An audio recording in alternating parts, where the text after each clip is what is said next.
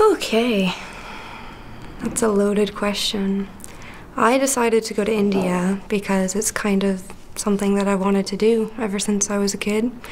I've always had a huge interest in the culture, and I love the idea of going over there to study it, simply because it's such a mix of religions and belief systems and cultures and history, and it's just very different, I think, from the rest of the world, and I'm really looking forward to seeing what it's like once I get there. The idea of studying that while I'm over there as a student is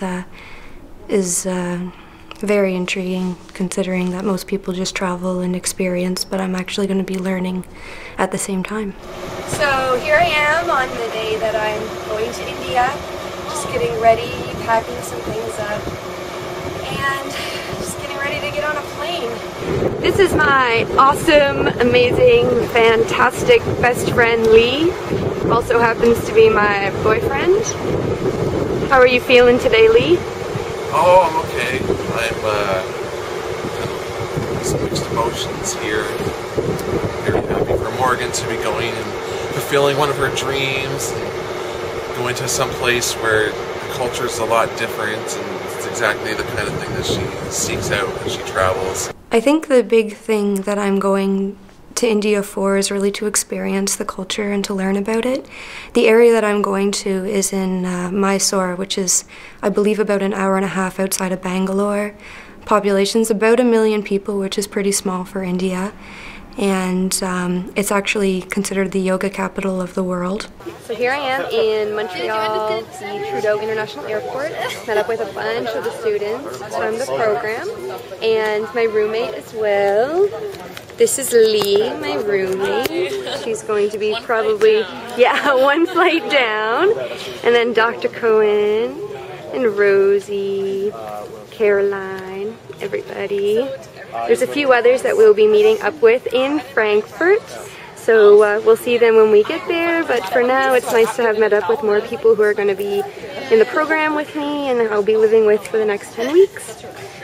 The place that I'm going to is very different. They don't get a lot of tourists, they don't get a lot of travelers. We're going to be living in a university, and I'm going to be seeing a lot of archaeological sites and going around and seeing the history that I'm learning in class in action. But at the same time, I'm not going to be seeing the main touristy sites. So I'm looking forward to getting off the beaten path a little bit and just living life in India as it is.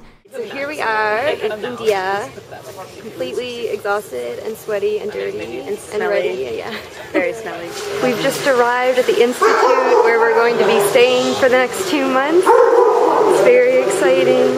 Nice little greeting for us. Thank you. So this is my room for the next 2 months of my life. There's been one friend of mine who already went on this trip, and he's just been a wealth of information for the people who are going this year. He told me that the thing about India is that when you come back, people ask you on a pretty regular basis, how did you like it?